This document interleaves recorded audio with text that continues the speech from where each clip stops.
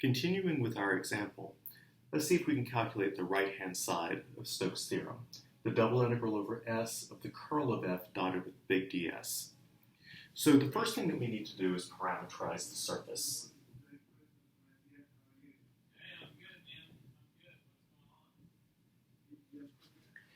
Since S has symmetry around the z-axis, the best way to do this is going to be by adapting cylindrical coordinates. So we're going to think general cylindrical coordinates.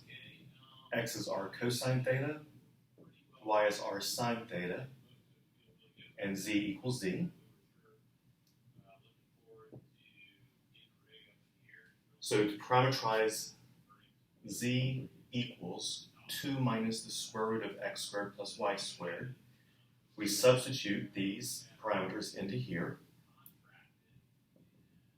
But remember, in cylindrical coordinates, x squared plus y squared is r squared. So z is 2 minus the square root of r squared, which is 2 minus the absolute value of r. Now remembering that r measures the distance from the z-axis, r is always going to be positive here, so I can simply write z equals 2 minus r. We then take that and substitute it back into the polar coordinates, and that gives us x equals, actually I'll write it over here, x equals r cosine theta, y equals r sine theta, and z equals 2 minus r.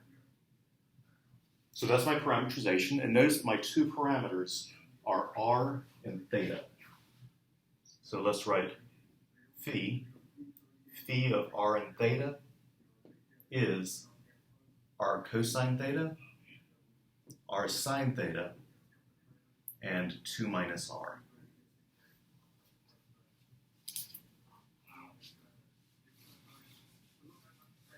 Now let's see if we can figure out what the bounds on r and theta are going to be. One thing that's pretty clear is that theta is going to go from 0 to 2 pi, because I want the entire cylinder all the way around the z-axis. R might not be quite as obvious, but notice that since z is the same thing as 2 minus r, down here in the xy plane, where we have z equal to 0, that means that 0 is going to be 2 minus r, so r equals 2. So this circle down in the xy plane has radius 2. And up here, where z is equal to 1, I have 1 equals 2 minus r, so r equals 1. So this top circle has a radius of 1. So that means that my surface is going to be contained between r equals 1 and r equals 2.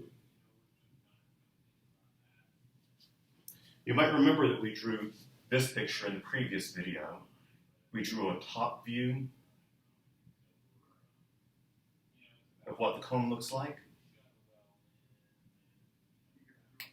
What we're observing here is that this inner circle has a radius of 1 and the outer circle has a radius of 2. Okay, so that was step 1. Step 1 was to parameterize. For step 2, let's find a formula for a big vector ds.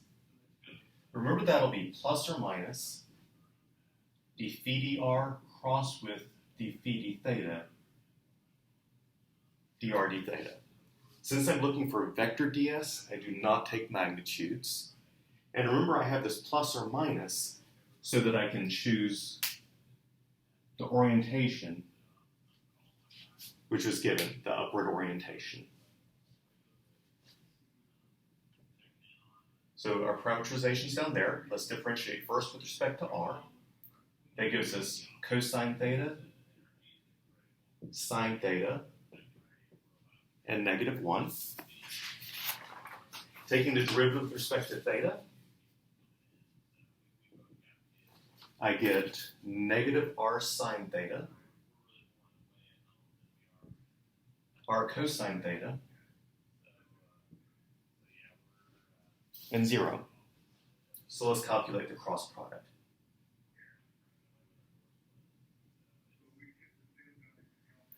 I'm not going to write the matrix, I'll just cover up. I have 0 minus minus is plus r cosine theta. I need to take this determinant backwards because of the minus sign.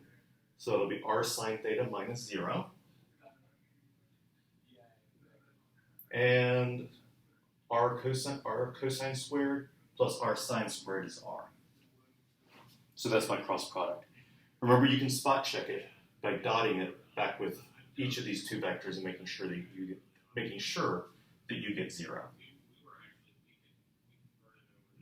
So ds will be plus or minus this vector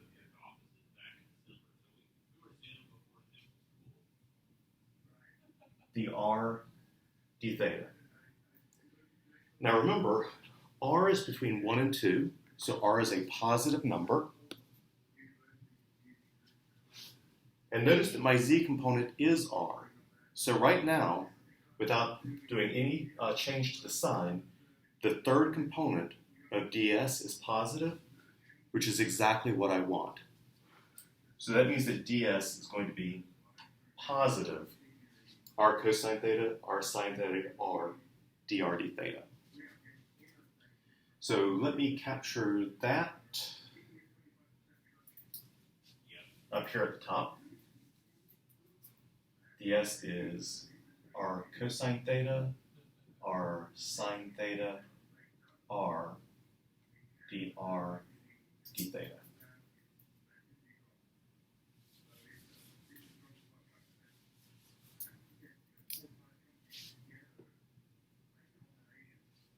Next step, let's find the curl of f.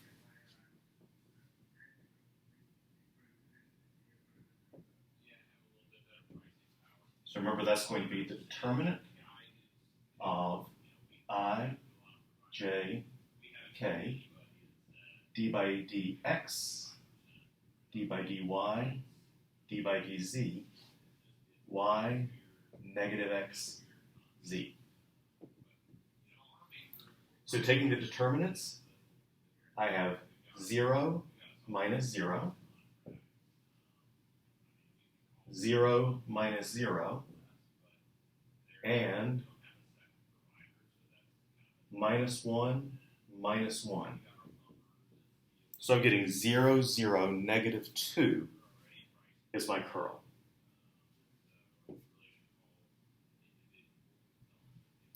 And now we're ready to plug in, set up the bounds, and integrate.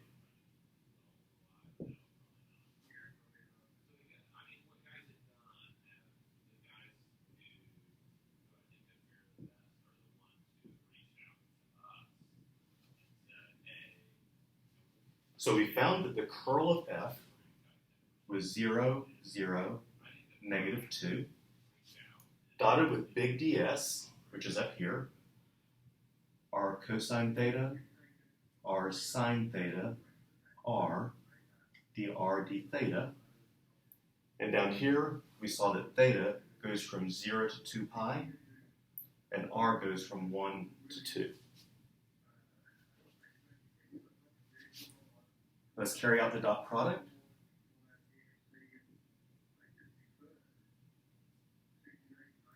I have 0 plus 0 minus 2r dr d theta.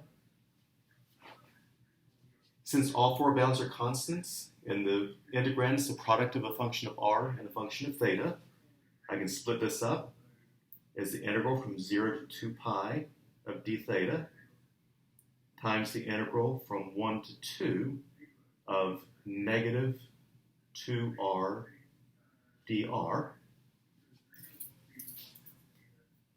I don't need anything else over here.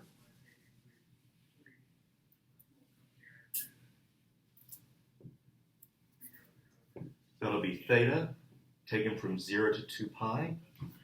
The antiderivative of negative 2r is negative r squared, taken from 1 to 2, which which is 2 pi times minus 4 minus a negative 1, which is negative 3 times 2 pi is negative 6 pi. So for the right side of Stokes' theorem, we're getting an answer of negative 6 pi. In the next video, we'll integrate around the two boundary curves and verify that we get the same answer.